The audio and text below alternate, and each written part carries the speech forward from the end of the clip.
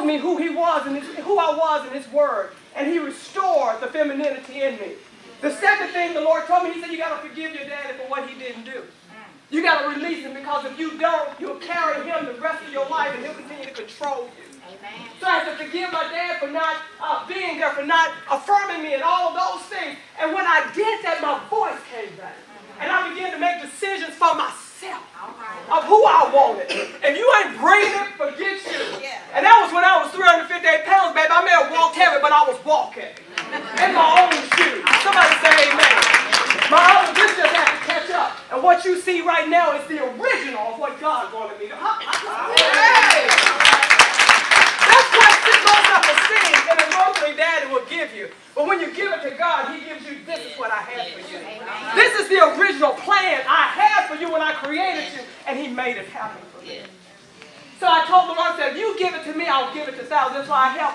Literally, I have a waiting list as long as this room of people who I help to lose weight and get your voice back and get your self-esteem back. I got to close this down. Am I helping somebody? Yes. So, I want to just go over this and I'm going to read through. If this is you, then you have low self-esteem. Signs of low self-esteem is negative self-talk. You're constantly putting yourself down and saying things about yourself that you would never say about anybody else.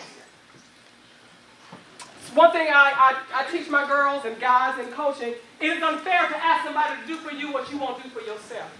I tell you, start affirming yourself. You can't ask no man to affirm you. You can't ask no woman to affirm. You start affirming yourself just like my girl back 30 years ago. I guess she got up every morning and told herself she was beautiful because she walked like it. She received her own beauty. Because if you're depending on somebody to do it for you, it won't happen until you start telling yourself. And I'm not in that new age stuff, but I do know there are principles in the universe that will line up. How much time I got? If you frequently apologize, you may take the blame for things that are not your fault. Focusing on your flaws, you see every little imperfection in yourself and forget to notice what is good. You reject positive comments. If someone pays you a compliment, you respond with a negative statement like, that's not me. You avoid risk. You cling to what is familiar and are afraid to try new things. You talk yourself out of doing things that might raise your self-esteem, your self-respect. If that's you, you got low self-esteem. You avoid eye contact. You have a hard time looking other people in the eye. Constantly seeking approval from others. You don't feel satisfied until you know from another person. You're constantly asking people, are you mad at me? Do you love me? You're trying to put something on people that they can't do. That has to come from you and it has to come from God. I hope I'm helping somebody. How much time I got? 1 minute? 5. Oh, thank the Lord. Because I can get this done. You're pessimistic. You expect bad things to happen. Well, I know I got this good grade, but I know in history I'm probably going to get an L. Well, they gave me this job, but I bet you I ain't going to get this one. Honey, if you got that, you got low self-esteem. You got to start speaking some positive things to yourself, amen? And depression. This is going to hit you. You don't care about your appearance. You stink. You don't brush your teeth. People know when you're on your period. Can I just be real? Why can I be real? Because it was me. I was preaching the gospel of Jesus Christ. I received my call 32 years ago, preaching the gospel big and in wrinkled clothes, and people getting delivered and set free. Y'all know they was getting set free because some of y'all getting set free. And that was in my young days. People getting delivered and set free, and I'm going home in bondage. Yes. Because I wasn't ready for God to deal with it. Somebody ought to say amen up in here. Y'all put it on. I have to go. When you have high self-esteem, you take care of yourself. I don't care if you ain't got but 2 pair of blue jeans and a holy blouse. Turn that blouse inside out. Put a patch on it. Miss Dove, can I have that red sash? I'm going to do something with it. I'm going to tie it around my head and do something. Take what you got and make something out of it. Because when you do, the universe will bring stuff to you. So don't let no, well, I ain't going to do it. Honey, I got a friend. I was telling him, I said, I really admire you. He got, everything is just lined up. He ain't got but a few things. But what he got, he keeps it folded and taken care of. And he mismatched 3 and 4 things. The items he got in mismatched, and you think he got a new outfit every day. That's what you got to do. Brush your teeth. That's right. Take care of yourself. That's right. I don't let young women, if you do it once, you won't do it again. When young women come in my office with them doggone pajama bottoms, y'all be trying to go to all right now. and the little, what is the hell is these little hats y'all be wearing, them little scarf things with the little elastic, the bonnet. You come up in my office, a black woman, a black medical provider, I done got pissed up in here. Because I'm gonna have 3 a week that come up in there. I just was too sick. I said, you got a warm-up suit? Now there's some I ain't finna talk to because they just get on there.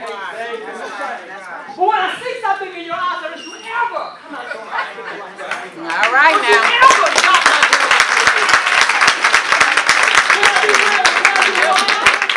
because I went to Burks at 6 o'clock one morning with my bonnet on and my leggings and something. I was just trying to get in and get out before Annette got there. Yeah. And there was a little black woman who came up to me on aisle 3. And she said, honey, you look to be smart. I said, well, thank you, ma'am. I'm intelligent, but I'm looking like a ghetto dog. And so she said, well, honey, she said, I'm a retired school teacher. She said, I don't ever want to see you come out looking like this because you don't know who you're going to be. It could be a young man here, it could be a job opportunity, but overall, you need to represent black women. Yes. She said, I got on my little warm-up suit. I'm not taking a bath. You wouldn't know that. But she said, but I'm presentable. Don't y'all walk out the house looking at me? All right, all right. Take time out. Get up early. Do what you got to do. Get that slob off your mouth before you go to school. Clean your nose. Make sure you look good, ladies. Come on now. All right. So, in closing, let me just go over to some points on how to raise your self-esteem. You didn't develop low self-esteem overnight, you won't make it go away overnight. If you really want to improve your opinion of yourself, you need to be committed to make a change. Get your voice back or develop your voice now. Come to some of us who got it and we'll help you get your voice back. Somebody had to help me get my voice back. Somebody say amen. Amen. One more believing that you deserve better. Just because your family is crazy don't mean you got to be. Know that you deserve to be happy. You deserve respect from yourself and other people. You need to stop yourself. Anytime you find yourself using negative self-talk, replace negative self-talk with self-praise and affirmation. Consider other people around you drag you down or pick you up. And if they drag you down, cut them. You'll be better off without them. Somebody say amen. You are responsible for forming your own opinion of yourself. So if your parents or relatives or teachers or anyone with authority in your life always put you down, it's time for you to start speaking up for yourself. That's not me. Amen. That's not me. I don't know who you're talking about, but that's not me. Yeah, I'm not slept, but I ain't lazy. I will succeed. I am not dumb. Somebody say amen. Amen. And once you start speaking up for yourself, my little grandbaby, I've taught her since she's been out of the womb. And so I was telling her, she pissed me off because, why are you making this in school? I said, she lives in the 1st grade, but I have high standards. Stepping into high expectations. All right. And I said something, and she said, Nana, I'm not, I didn't say dumb, but whatever, maybe said, I'm not dumb. I see you showing, babe, I'm sorry. But she knows to address that negativity back. Bring it back. So, you have a before picture of me. And that was a woman who had low self-esteem because I was called everything but a child of God as a kid from my dad. My dreams were taken from me at an early age. And somewhere down the path, God restored me, gave me who I really was. I went on to get a bachelor's degree, get a master's degree, a year from getting a doctorate degree. I am the only nurse practitioner in the city of Pine Bluff that functions independently of a physician. I didn't know that when God told me. I was like, really? He said, you're the only one. So I know I have all the nurse practitioners. I'm like, well, you work with that. I run it by myself. And God put me in the path of great doctors, black doctors, white doctors, who taught me to be who I am. So that when I run my practice, I run it well. I've been in partnership with another physician for 20 years that we do hypertension and nephrology specialty. I do work with Dr. Alexander. God gave me this back. But guess what? If I had believed a lie, I would be dead. Amen. I hope I've helped y'all. I hope I always